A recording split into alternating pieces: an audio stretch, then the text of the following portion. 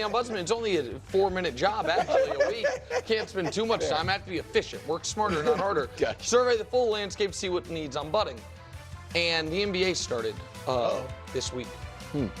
And so I am putting NBA media nerds on the bud list. Wow, a self-owned. No,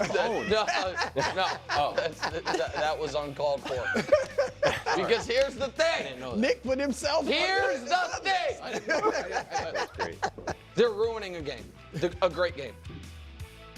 A few years ago, you know what became very in vogue for the smart media people? What? Well, actually, you're going to have way more efficient postseason success if you play 64 to 68 games, and we're going to monitor your sleep and your eating and all of it. And then guess what? Everybody's hurt more than ever. Hello. Guys are missing game 1. This is classic. I mean, This guy turned 40 and they all came out.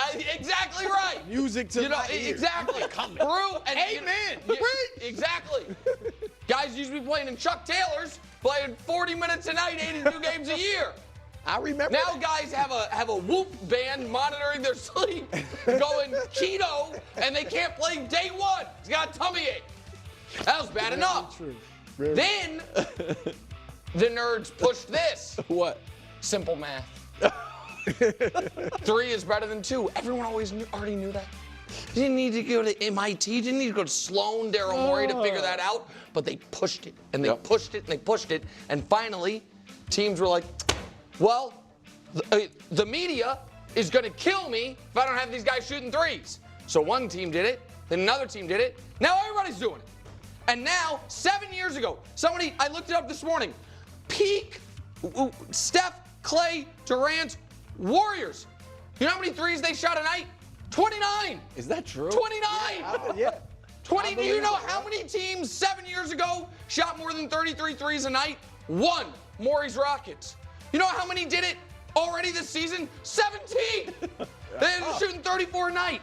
It's interesting. It's a terrible television. I shouldn't say terrible. It's hurting the television product. It's servicing the nerds and not people. You know why people love the NBA? They dunk on somebody's head. Yes. Yeah. They cross them up. Yes. Mix them. Yes. Yeah, And the mid-range. You know what? Mid-range is great too. I'm okay with the mid-range being gone.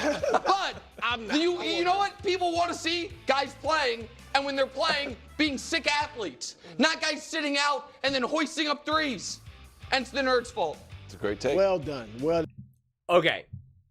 So I wanted to highlight this because I actually really want to know what all your opinions are on this more than anything, quite frankly. Because I agree with a lot what he's saying, honestly. And it is crazy that you have peak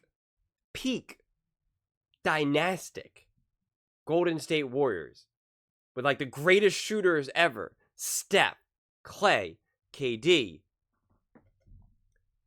And yet you got teams shooting more threes than them on a regular basis. Like it's pretty wild when you think about it. It actually makes no fundamental sense. There's like zero math to it. It just doesn't make sense. But I'm curious if you think it's ruining the product. For me, what ruins the NBA right now more than anything, because I'm open to the injuries, because I understand, as someone who's been injured a ton of times, I understand that people's bodies are different. It is a harder, more physical game. These guys are bigger and stronger, and the game itself can be more physical in terms of some of the wear and tear, because of the speed and everything. But so I'm always okay with that. I really am, and it's an unfortunate thing about all sports, quite frankly. So I'm sympathetic to that. I understand all this optimization for the Whoop band. For those of you who don't know, it's like a thing that you can wear that gives you all this data and, and monitors your sleep and, all your vitals and all this type of stuff. And I'm sure that stuff can be excessive and can go next level. Although there's definitely some truth to that as well, quite frankly. But in terms of, so players being injured and players having to sit ruins the product. That's definitely true. Number one. And then number two, in terms of the actual style of play, that's the biggest thing that stood out to me when I was watching the WNBA and just women's college basketball, right? Is that it's you're not watching as Nick just said, sick athletes. You're watching sick female athletes, which is still pretty good, but it's obviously not the NBA. The NBA plays so much above the rim, the speed at which they can play, the ball movement that they can have, right? They can pass the ball 3-4 times as they're on a breakaway and then going for a huge dunk. You don't see that in the WNBA, right? They like run down the lane and then they like they like underhand a layup. Like it's just different, quite frankly. And so, that is something that the NBA has. And when you are relying so heavily on threes, yeah, it's not that interesting to watch. But at the same time, I absolutely loved watching the Warriors play, and I loved their threes. But again, it wasn't just them jacking up threes. It's exciting to watch Steph, be on fire, go 8 for 12 from 3 and just making everything. But it's different because the threes that he was taking, there was so much ball movement. He's running around. The type of threes that he's taking are not just, they're not just swinging the ball around and looking for an open three. Like it was so much more poetry and motion that now when these teams are taking threes, it's a different style of three to begin with. And just the possession is a different style to begin with. So I do think that the NBA struggles from that. And then they struggle from just the length of schedule. I've been railing about this now for a really long time. And I know they're never going to do it. I know they're never going to shrink the schedule. There's just too much money involved for it. There's too much money online for at stake for everyone involved. But this is the fundamental issue, probably more than anything than what Nick is saying.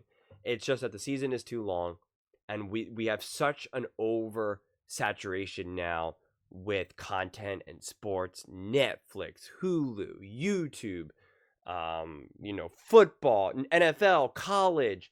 Like, there's just so much that I'm recording this video, and this is probably going to post in a couple days, but I'm recording a video when there's a football game on tonight, and it's like, what am I going to choose to watch? I can only watch so much stuff, right? I feel it. I can only watch so much stuff now because I watch so much football, and I watch, and I do this channel and stuff. But I can only watch so much stuff, so I have to pick and choose sometimes. What am I going to choose? A football game that actually has real ramifications this week 7 or 8, whatever the week it is now for in the NFL. Like it really fundamentally matters. Seasons are at stake. Careers are at stake. Contracts are at stake. Right? Really fascinating, interesting narratives that have already been constructed. What's up? Let's go. Or the 4th basketball game of the season that means nothing. Whether a starter's playing, maybe the starter's not. Maybe it was supposed to be a great matchup between 2 great stars, 2 great teams, but one of them, they're not. Or both stars are playing, but it's the 4th game of the season. So, doesn't really matter. The Knicks got blown out against the Celtics. That doesn't mean that the Knicks are bad, they're done, their season's over. Football, opening day, the Kansas City Chiefs, the Dallas Cowboys, Philadelphia Eagles, 49ers, whoever, they get blown out week 1. That's a major story. That's a major issue. That's like what just happened here, right? If the Chiefs blew out the Ravens, they beat the Ravens, but they didn't blow them out, obviously. If they blew them out, if they won 35-10, that would be all hands on deck. Oh my God, what's wrong? Are the Chiefs that amazing? Are the Ravens a disaster? Oh my God, oh my God, oh my God. How did the Ravens bounce back from this? It's a disaster. I mean, that matters. That's urgency. The Knicks, they got rocked. They got beat by the Celtics. And the Celtics shot 1,000,000 threes. And it was like, okay, that was one game. I don't expect the Celtics to be able to hit the record threes every single game. I'm not expecting the Knicks to be like, to be bad. It just doesn't actually fundamentally matter. And that is such a huge problem that the NBA deals with, is that so many of these games just fundamentally don't matter. The massive chunk of this season does not matter. What matters is that you just make it to the playoffs. Basketball players don't even care about seeding, really. In the NFL, it matters. Seeding really, truly matters. You want to have home field advantage because you need it. It's one game. And you might be in a better weather situation. You want to be in Kansas City and play in freezing cold weather, or do you want to be in Miami in beautiful weather, right? Like, it really matters. It matters. And who you play, you want that bye. You want that first round bye. If you get that first round bye, historically, we know your chance of making it to the NFC Championship or AFC Championship game just goes through the roof. So it matters. The NBA players, you ask them, they don't really care. It doesn't actually really that matter. They just need to make the playoffs. They want to stay out of the play-in tournament. So you can drop a lot of games. You can sit a lot of games. You could be injured, get surgery, bounce back, come in there, and they, okay, where we go? All good. So that's what the NBA has to figure out. And that's been my experience. And I'm really, really curious how you guys all feel, like how that all lands. Like, when you're watching basketball these days, are you enjoying it? Do you feel the lack of urgency? Are you frustrated with the actual style of gameplay in terms of shooting threes and whatnot? Are you frustrated with the injuries or the, when they sit people out on purpose? Load management, couldn't think of what it was. I'd love to hear your thoughts on this because I'm just curious if you guys have similar experiences as mine. That's why I love the playoffs for the NBA more than anything. Of course, it's the playoffs, but like I live for the playoffs, right? Like I watch every single game. I'm locked in. Like I love it. Love it, love it, love it, love it. There are so many basketball games that I can skip. If you really think about it, majority of the season, you can skip. It's just even your favorite team. Let's say you love the Lakers, the Celtics, whoever, you can skip like 40 games and it won't matter. I mean, it just won't matter. The NFL has like no skippable games. So it's definitely a thing from my viewpoint. But those are just my thoughts. I'd absolutely love to hear yours.